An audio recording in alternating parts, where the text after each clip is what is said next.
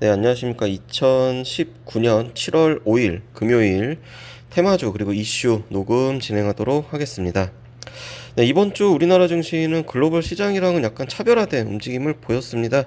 G20에서 미중 무역 협상이 다시 한번 시작이 된다라고 하는 기대감은 컸는데 생각보다는 어떤 달러 인덱스의 영향 그리고 미국이 EU에 관세를 부과한다 뭐 이런 영향들이 또 시장에 또 악재로 작용을 했고, 그리고 일본의 규제 조치 역시 시장에는 악재로 다가왔다 이렇게 볼 수가 있겠습니다.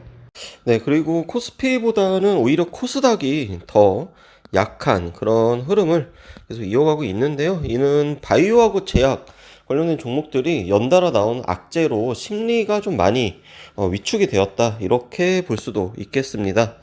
자, 그런데 이제 이 와중에 그래도 이제 일본의 어떤 규제 또 보복성 조치라고도 하죠.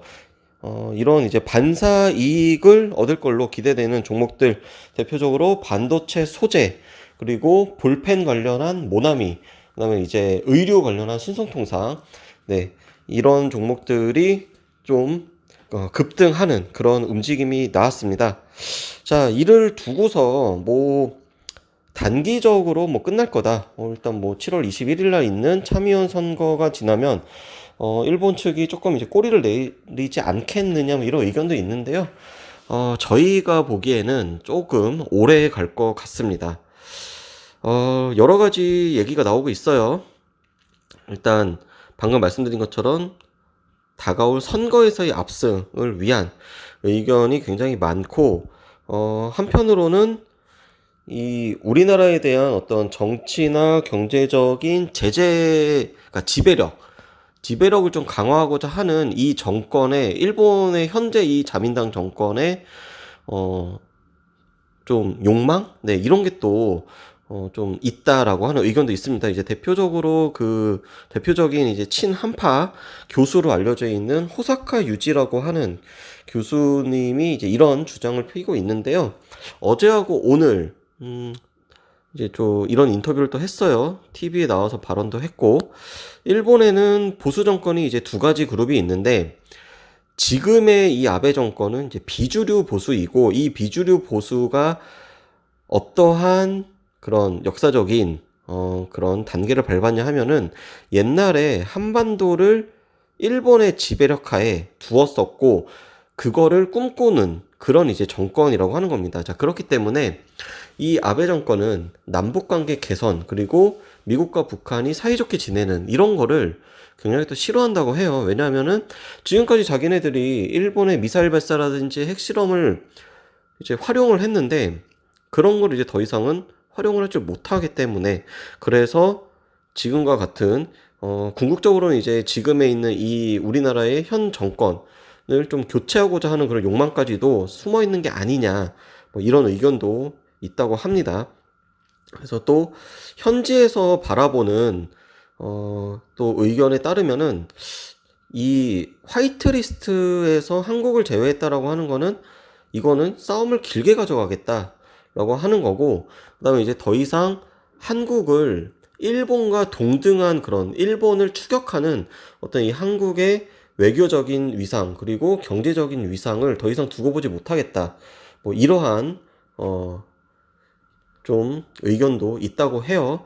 이 화이트리스트라고 하는 게 일본의 자국에 도움이 되는 대표적인 국가들, 뭐 대표적으로 이제 미국, 그다음에 뭐 캐나다, 뭐 이런 국가들이 있는데, 이런 국가들의 유일하게 이제 동아시아에서는 한국이 포함이 되어 있었다고 합니다. 그런데 이번에 거기서 한국을 빼버렸죠. 빼버리면 이제 무슨 일이 발생을 하느냐?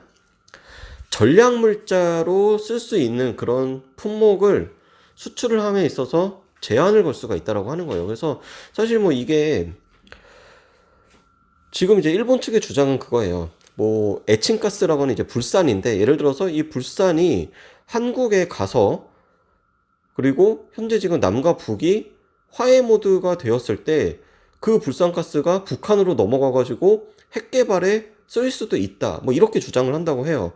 그래서 한국은 더 이상 이러한 전략물자로 이제 컨트롤을 하는 그런 거에 믿을 수가 없다.